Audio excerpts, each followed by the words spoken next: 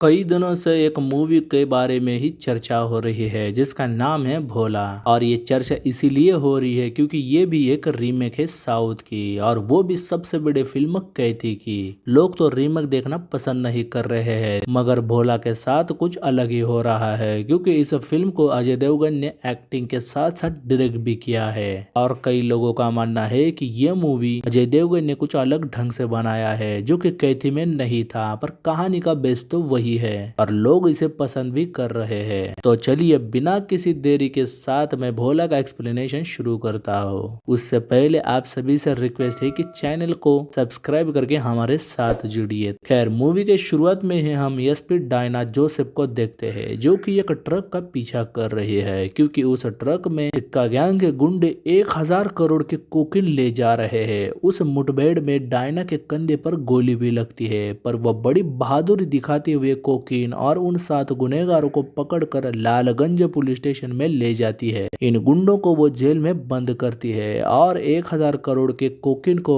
इसी इमारत के एक खुफिया बंकर वाली जगह पर रख देती है जिसके बारे में ज्यादा लोगों को मालूम नहीं होता क्योंकि ये अंग्रेजों ने बनाया था। तो डायना को यह जगह सेफ लगती है और वो अपने ऑफिसर्स को सतर्क करते हुए बताते हैं कि ये इंफॉर्मेशन सेफ रखा जाए, किसी को इसके बारे में भनक तक नहीं लगनी चाहिए। फिर हम एक अनाथालय में एक लड़की ज्योति को देखते हैं। उसकी वार्डन उसे बताती है कि कल तुम्हें मिलने के लिए कोई आ रहा है। जो ज्योति को समझ नहीं आता कि वो तो अनाथ है, लेकिन उसे मिलने के लिए कौन आ सकता है। वो हर बार इसी के बारे में सोचती रहती है। अब सीन लखनऊ जेल आता है जहाँ पे हमें एक कैदी को छूटते हुए दिखाया जाता है जो कि 10 साल बाद जेल से रिहा हो रहा है, जिसका नाम भोला होता है। दरअसल भोला को उम्र कैद की सजा हुई थी, पर उसके अच्छे बिहेवियर के वजह से उसकी सजा माफ हो गई। वही जेल में एक कैदी बाकी कैदियों को भोला कितना खतरनाक है ये बातें बताने लगता है और हमें यहाँ पर पता चलता है कि भोला कोई साधारण इंसान नहीं है। इसने 10 साल पहले बहुत कुछ किया हुआ है। खैर, आगे हम अश्वत्थामा यानी कि आशु को देखते हैं। आशु और उसका बड़ा भाई निठारी मिलकर सिक्का गैंग को चलाते हैं और डायना ने इन्हीं का कोकीन और 7 लोगों को पकड़ लिया है। जब आशु को ये बात पता चलती है तो वह बहुत बौखला जाता है और अपने लोगों को ये किसने किया है ये पता लगाने को बोलता है। वही उसे एनसीबी ऑफिसर देवराज का कॉल आता है जो कि एक करप्ट पुलिस ऑफिसर है। वो इस कोकीन के बारे में आशु के बड़े भाई निठारी को ही बताना चाहता है, पर आशु कहता है कि उसका बड़ा भाई फिलहाल बाहर गया है, जो भी बताना है मुझे बताओ। तब देवराज उसे 500 करोड़ की मांग करते हुए बताता है कि एसपी डायना और उसके 4 टीम मेंबर ने पिछले 3 सालों से सिक्का गैंग पर नजर रखी है और डायना ने ही ये सब किया है। और साथ में वो ये भी बताता है कि डायना ने उसका एक खबरी तुम्हारी गैंग में शामिल किया हुआ है जो कि 2 सालों से तुम्हारे साथ ही है, और अगर आगे की जानकारी चाहिए तो थोड़ी देर बाद वो बताएगा कहकर कॉल कट करता है। अब आशु देवराज की इंफॉर्मेशन से और भी खूंखार बनता है और अपने एक करीबी मेंबर रौनक को ये कहता है कि हमारी गैंग में कोई खबरी है, हमें उसे ढूंढना होगा। रौनक को ये बात भी बड़े हैरान कर देती है, लेकिन हमें यहाँ पर पता चलता है कि वो खबरी और कोई नहीं खुद रौनक है और वो ही 2 सालों से आशु के गैंग की खबरें डायना तक पहुंचाता है। उसी बीच लालगंज पुलिस स्टेशन में एक हवलदार अंगद यादव अपनी ज्वाइनिंग के लिए आता है। वहीं पर कुछ स्टूडेंट को भी पकड़ा गया है क्योंकि उन्होंने स्पीकर लगा के बर्थडे पार्टी मनाई थी, तब उन्हें गिरफ्तार किया गया है। अब डायना आईजी के पास कोकीन की इंफॉर्मेशन देने जाती है। वहाँ ऑलरेडी कई ऑफिसर्स होते हैं जो कि आईजी के रिटायरमेंट का जश्न बनाने आए थे। सभी लोग ड्रिंक करते हैं। आईजी डायना को भी ऑफर करता है पर वो मना करती है क्योंकि उसने मेडिसिन खाई थी।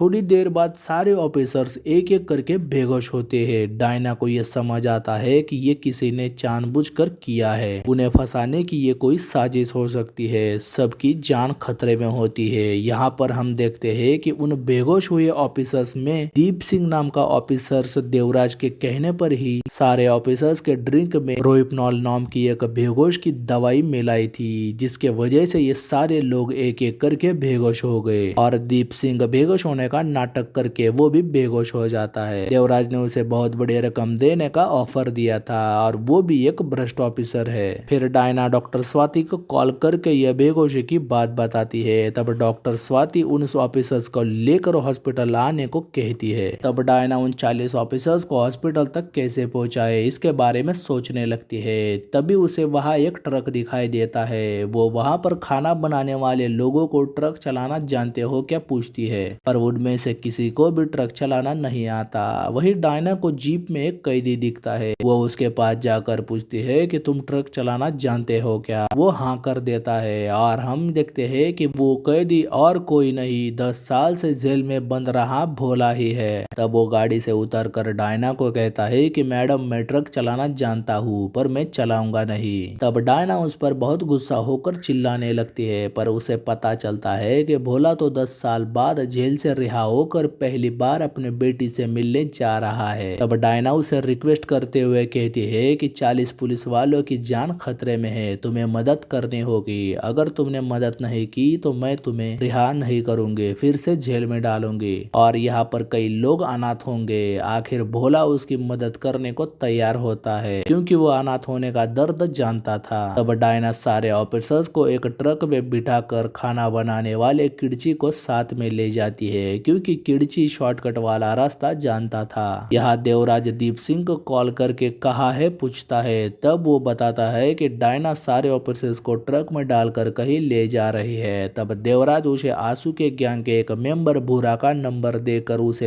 टाइम पर उसे लोकेशन बताने को कहता है और आशु को कॉल करके बता देता है कि उसका माल लालगंज थाने में छिपाया है और डायना बाकी ऑफिसर्स को लेकर एक ट्रक में कहीं जा रही है। ये सुनकर आशु बहुत बौखला जाता है और अपने सभी गैंगस्टर गैंग मेंबर को इकट्ठा करके उन्हें 10 करोड़ रुपए का ऑफर देता है और बताता है कि डायना को जिंदा पकड़ो और बाकी सारे ऑफिसर्स को खत्म कर दो। अब सारे गैंग डायना का पीछा करने के लिए निकल जाते हैं। दूसरी तरफ डायना भोला और किड़ची के साथ जा रही होती है। वो लालगंज पुलिस थाने में कॉल करके हवलदार को बताती है कि सारे दरवाजे बंद कर दो। अपने नजदीक वाले जितने भी पुलिस स्टेशन है उन सब के हवलदार पुलिस ऑफिसर्स को इकट्ठा करके लालगंज पुलिस थाने में बुलाओ। जैसे वो हवलदार इकट्ठा होते हैं तब वो चर्चा करते हैं कि हम तो सिर्फ 4 है, बाकी कोई बड़ा ऑफिसर थाने में नहीं है, लगता है कि कुछ गड़बड़ होने वाली है। तब वो सारे ऑफिसर्स थाने को खुला छोड़कर चुपचाप अपने अपने घर निकल जाते हैं। थोड़ी देर बाद डायना थाने में कॉल करती है। तब वहाँ का हवलदार तो ऑलरेडी रफू चक्कर हो गया था। तब ज्वाइनिंग के लिए आया हुआ हवलदार अंगद कॉल में डायना से बात करते हुए बताता है कि वो यहाँ पर ज्वाइनिंग के लिए आया है और जो पहले वाला हवलदार था वो तो जेल से जा चुका है। तब डायना उसे पूछते हैं कि तुम्हारे साथ और कौन है। तब वो बताता है कि 4 स्टूडेंट को पकड़ा गया है और जेल में कुछ कैदी बंद है। फिर डायना उसे अभी के अभी ड्यूटी ज्वाइन करवाती है और थाने को अंदर से बंद करने का ऑर्डर देती है। अंगद उन स्टूडेंट्स की मदद मांगता है पर उन स्टूडेंट को लगता है कि वो हमें फंसा रहा है और वो भागने के बारे में सोचते हैं, पर अंगद उन्हें वादा करता है कि वो उन पर कोई चार्जेस नहीं करेगा और उन्हें छोड़ देगा। तब वो लोग उसकी मदद करते हैं और वो सब मिलकर पूरे थाने को अंदर से लॉक कर देते हैं। यहाँ डायना भोला और किड़ची को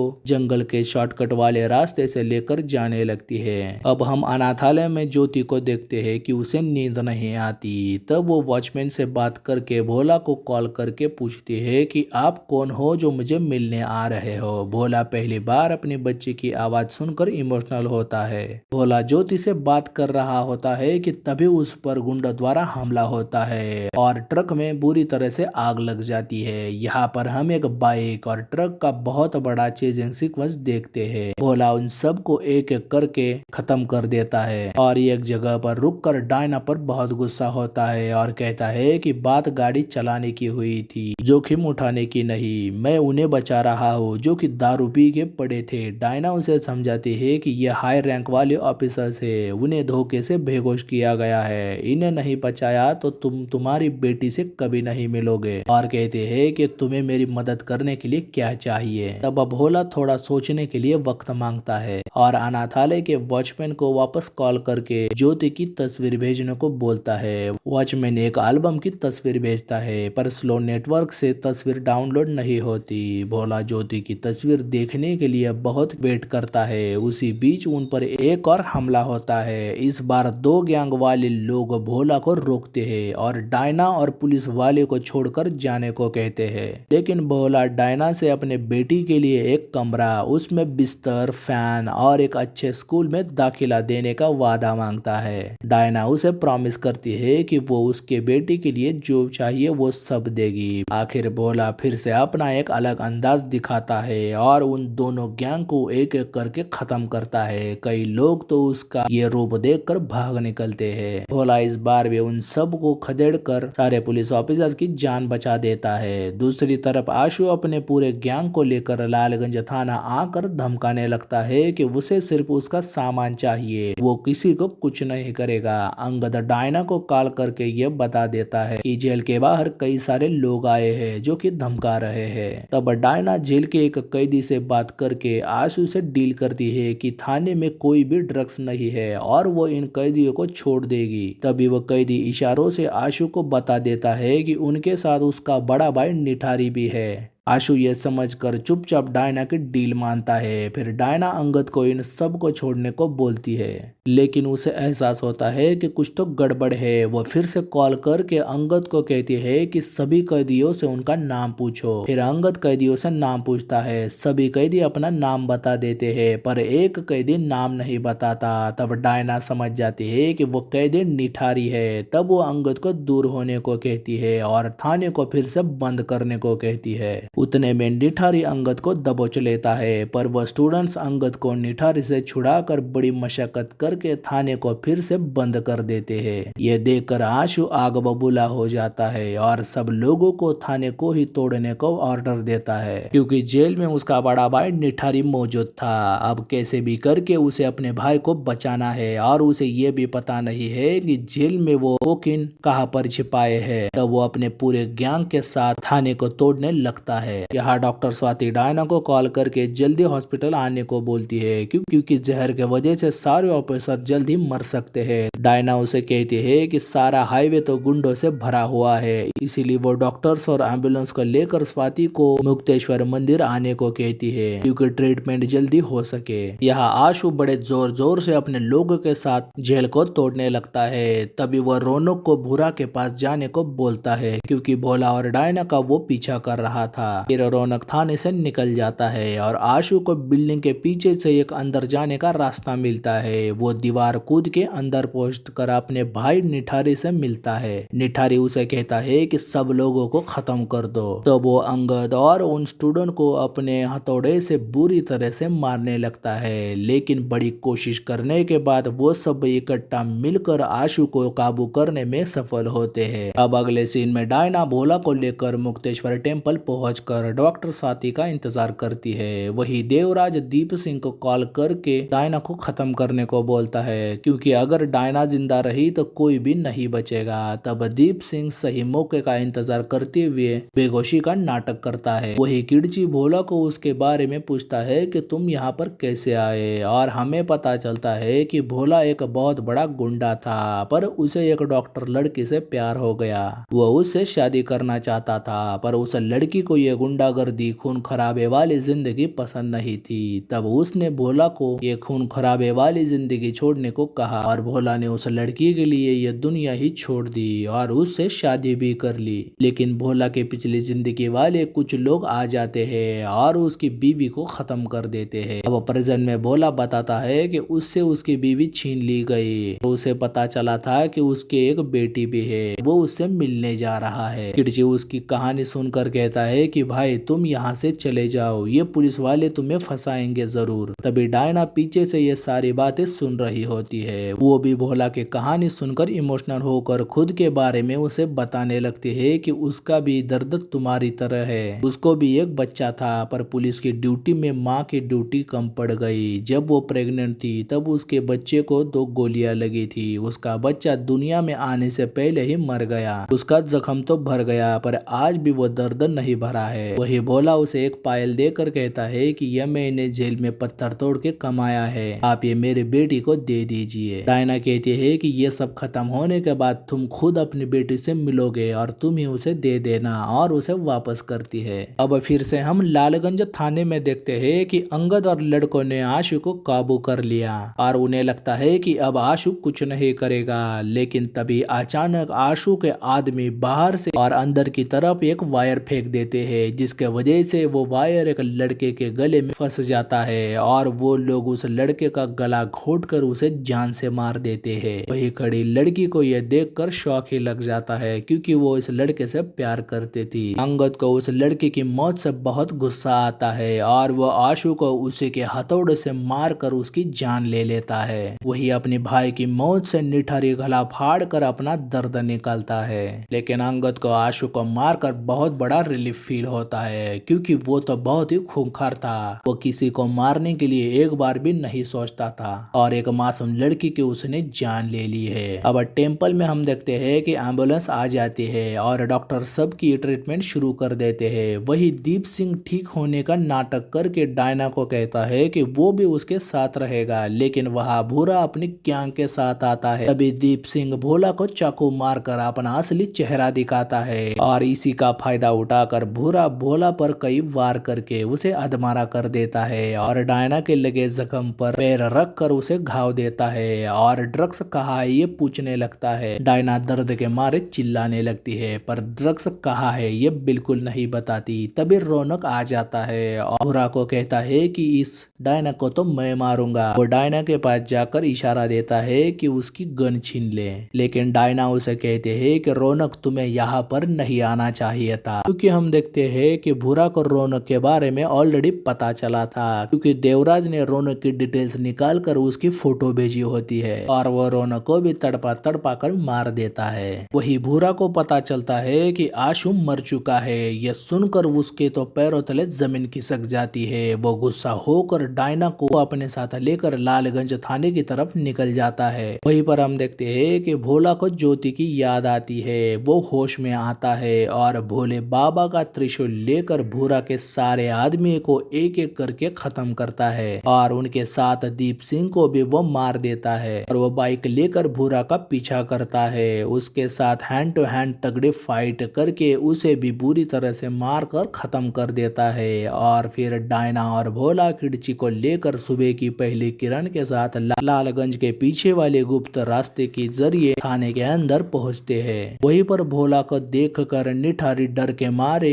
एक टक उसे देखते हुए अपना सिर पकड़ लेता है, क्योंकि निठारी, देवराज और जो लखनऊ के जेल वाला एक कैदी था जो कि भोला की कहानी बता रहा था, ये सारे लोग भोला के उस खून खराबे वाली दुनिया से वाकिफ थे। फिर डायना निठारी के सारे कोकीन को आग लगाकर जला देती है और भोला को एक बहुत बड़ी मशीन गन मिल जाती है। वो बाहर आकर निठारी के सारे गैंगस्टर मेंबर कर गोलियों की बौछार करके उन्हें खत्म करता है। अब देवराज को भी ये बात पता चलती है कि 1000 करोड़ के कोकीन बर्बाद हो गए और निठारी के गैंग के मेंबर भी खत्म हो गए हैं। तब वो खुद को गोली मारकर खुदकुशी करता है और जेल के अंदर निठारी अपने खत्म हुए कोकीन और भोला और अपने भाई की मौत को लेकर दर्द के मारे खामोशी से बैठा होता है। और फाइनली भोला और ज्योति की पहली बार मुलाकात होती है। भोला अपनी बेटी को देखकर रोने लगता है। उसे समझ नहीं आता कि वो उससे कैसे बात करे। डायना उसे हौसला देते हुए ज्योति से मिलने को भेजती है। आखिर भोला ज्योति को गले लगाकर खूब रोता है और किडची के साथ अपनी बेटी को लेकर हमेशा के लिए यहाँ से चला जाता है। फिर हम पास्ट क्रेडिट सीन में अभिषेक बच्चन की एंट्री को देखते हैं, जो कि आशु निठारे से भी बढ़कर बहुत बड़ा गैंगस्टर था